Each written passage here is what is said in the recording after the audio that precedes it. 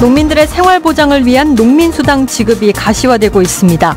하지만 지급 방식을 놓고는 논란이 계속돼 현실화까지는 갈 길이 멉니다. 광양항의 물동량을 늘리기 위해 운영선사에 연간 100억 원이 넘는 인센티브가 지원되고 있습니다. 물동량을 기준으로 인센티브를 지급하고 있지만 화물 노동자들이 상하차 기준을 요구하면서 새로운 쟁점이 되고 있습니다. 5.18은 폭동이라고 규정한 전두환 회고록과 관련해 5월 단체가 민형사 소송을 제기했습니다.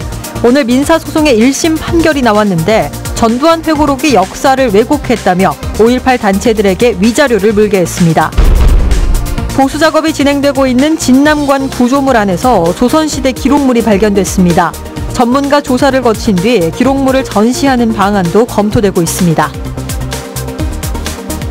시청자 여러분 안녕하십니까? 여수 MBC 뉴스데스크입니다. 농민들의 생활 보장과 농업의 공익가치 실현을 위한 농민수당이 농가의 화두가 되고 있습니다. 최근 지역별 토론회까지 마무리됐는데요. 지급 방식을 두고 여전히 시각차가 뚜렷해 내년 지급이 현실화할지 관심이 높아지고 있습니다.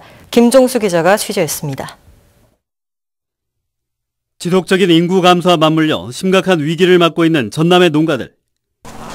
특히 쌀값 폭락과 연이은 무역 개방으로 농가마다 대책 마련을 요구하는 등 농민들의 시름이 깊어지고 있습니다. 이런 가운데 농민단체를 중심으로 농민수당 지급을 요구하는 목소리가 높아지고 있습니다. 농업의 공익적 가치 실현을 위해 시작된 이 운동은 지역별 토론회를 거치면서 모양새를 가다듬고 있습니다. 전체 비용 가운데 광역 기초단체가 절반씩 부담해 농민들에게 지급하는 방식으로 기초단체별 논의 구조도 점점 활발해지고 있습니다. 아동수당, 그다음에 장애수당, 노인수당 이런 것과는 질적으로 좀 다른 측면이 있거든요.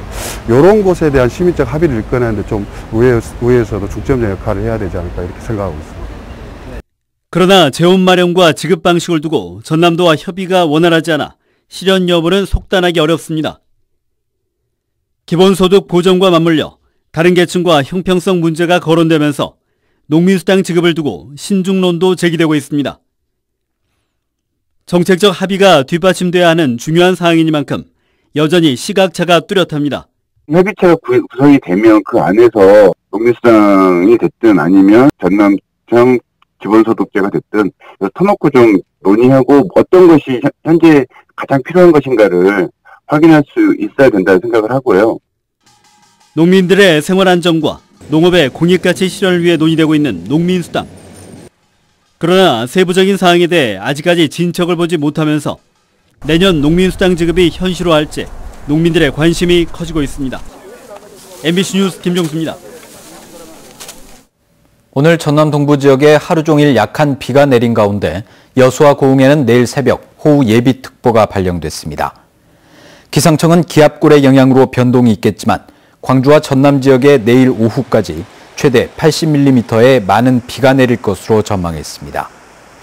기상청은 특히 남해안에 천둥과 번개를 동반한 시간당 30mm 이상의 강한 비가 내리겠다며 비 피해를 입지 않도록 주의할 것을 당부했습니다. 보수 작업이 진행되고 있는 진남관 구조물 안에서 조선시대 것으로 추정되는 기록물이 발견됐습니다. 여수시는 진남관의 마룻대 아랫부분에서 목판, 종이 형태의 기록물과 금속 재질의 원통형 보관함을 발견했다고 밝혔습니다. 해당 기록물에는 조선시대인 1899년 진남관 부분 보수 작업에 참여한 인물들의 이름 등이 담겨 있는 것으로 알려졌습니다.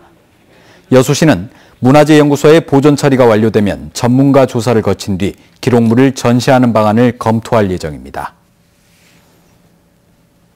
여수광양 항만공사가 갑질 예방과 피해자 보호를 위해 전문 상담 변호사를 위촉했습니다. 항만공사는 이번 변호사 위촉을 통해 갑질 피해자가 요청할 경우 변호사의 조력을 받을 수 있도록 했으며 불공정한 갑질 관행을 공공 분야에서 근절시키는 선도적 역할에 나서기로 했습니다. 광양항의 물동량을 늘리기 위해 운영선사에 연간 130억 원 규모의 인센티브가 지원되고 있습니다. 물동량을 기준으로 인센티브를 지급하고 있는데 화물 노동자들은 상하차 기준 도입을 촉구하고 있습니다. 박민주 기자가 보도합니다. 광양항의 지난 7월 누계 기준 컨테이너 처리 물동량은 134만 TU. 지난해 같은 기간에 비해 다소 늘었습니다.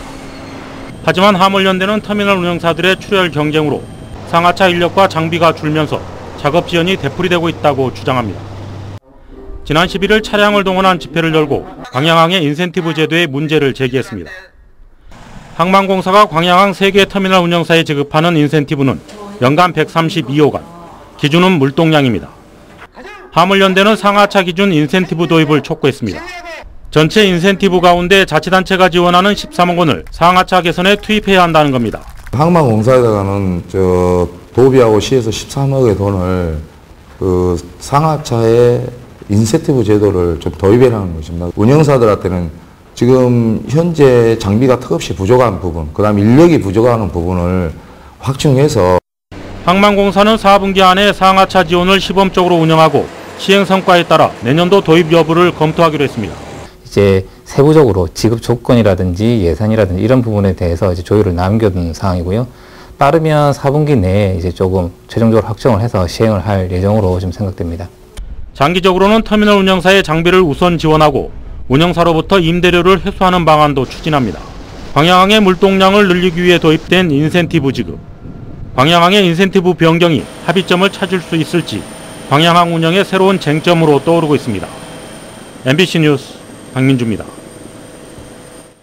다음 달 누리호 시험 발사체 발사를 앞두고 주무부처인 과학기술정보통신부 주관으로 발사 안전통제 종합훈련이 실시됐습니다.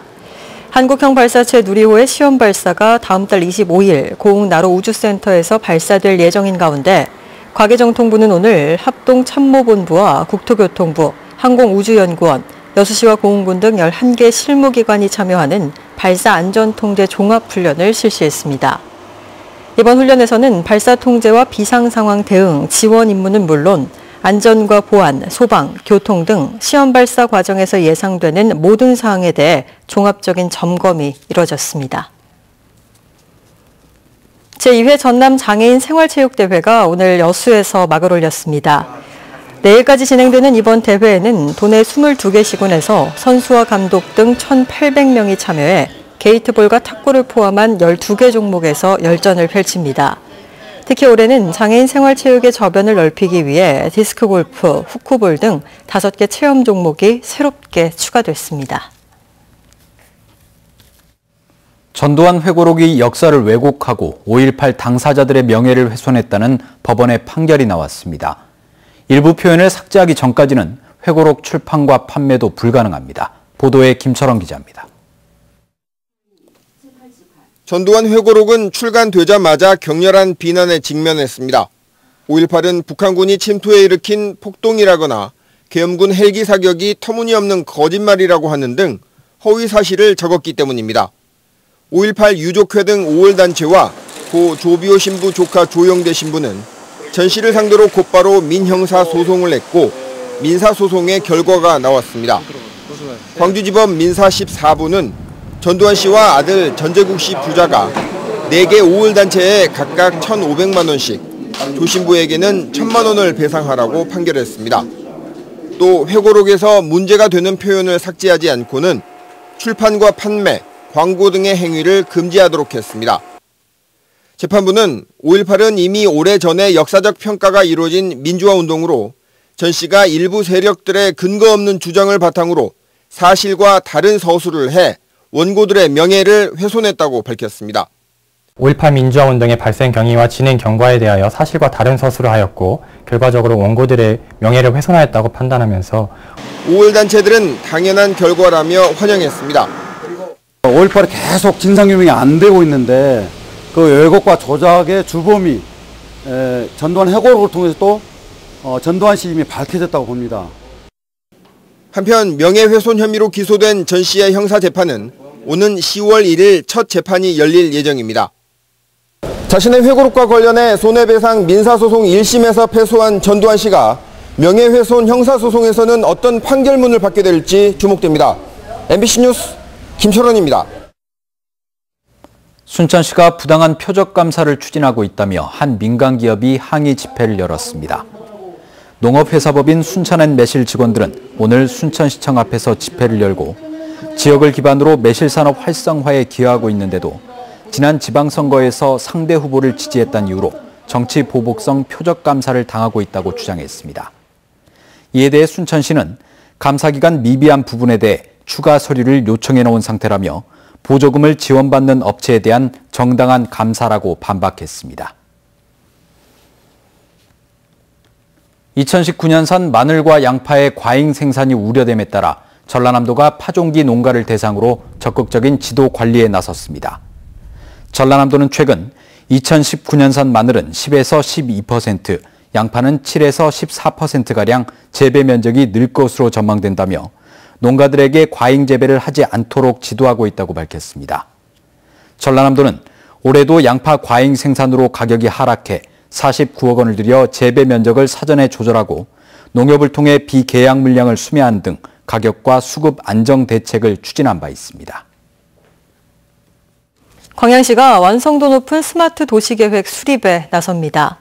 광양시는 내년부터 오는 2023년까지 5년간 청사진 마련을 목표로 스마트 도시계획을 추진하고 있는 가운데 지난달 실시한 시민 설문조사로 제안된 74개의 서비스 모델을 스마트 도시 구현 방안에 적용할 계획입니다. 또 스마트 도시 중장기 발전 로드맵을 수립하고 지역 특화 스마트 도시 모델은 물론 도시 통합 운영센터 구축에 나설 방침입니다. 가을철을 맞아 벌초와 성묘, 추수 등 야외 활동이 증가함에 따라 발열성 감염병에 대한 각별한 주의가 요구되고 있습니다. 가을철 발열성 감염병으로는 진드기를 매개로 감염되는 쯔쯔가무시증과 살인진드기가 있고 설치류를 매개로 감염되는 감염병은 렙토스피라증과 신증후군 출혈열 등이 있으며 대부분의 환자가 9월에서 11월 사이 발생하고 있습니다. 일선시군보건소는 가을철 야외 활동이 많아지면서 발열성 질환 감염 가능성이 높아지고 있다며 예방수칙을 준수하고 발열 등의 의심 증상이 발생하면 즉시 의료기관을 찾아 진료를 받도록 당부하고 있습니다. 전남도교육청이 내년 신규 교사 선발 절차에 들어갑니다. 도교육청은 오는 10월 1일부터 닷새 동안 응시 원서를 접수하고 403명을 선발할 계획입니다.